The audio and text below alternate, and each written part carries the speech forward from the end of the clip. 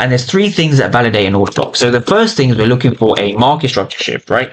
The second thing we're looking for is a fair value gap, right? And the third thing we're looking for is a premium. And we're going to be discussing what we mean by this.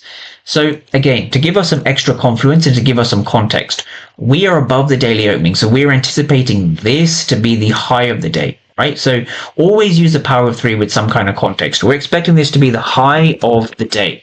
The high of the day is the most important aspect because the high of the day tells us where we want to be selling from. We want to be selling as close as we can from this high of day, right? Very important to understand that. So now from here, let's kind of break these concepts down a little bit further. So we see a structural high and a structural low. So we see some minor structure just over here, right? Minor kind of, nothing crazy. We need to see a change in the state, right? We need to see price shifting. So we see price giving us equal lows, which for me, for this particular setup, is just about good enough, right? So we see a shift over here, tiny shift over here. In fact, we see a more kind of solid shift over here. So this is what gives us our step number one. This is our market structure shift, right? So our step number two is we're looking for a fair value gap, right? So the fair value gap itself is just over here.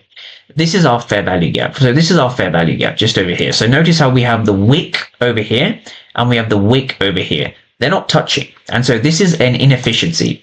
So fair value gaps is one of the most important concepts from ICT concept. It's probably the most important concept when it comes to finding high probability trades, right? So how can you validate your fair value gaps? Well, there's a few ways. The first is to understand we are trying to catch the high of the day. So this fair value gap is way above the daily opening. So when you want to be selling above the daily opening, it increases your chances of the trade actually working out. So that is step number one. Step number two is we've had a shift of structure to qualify this fair value.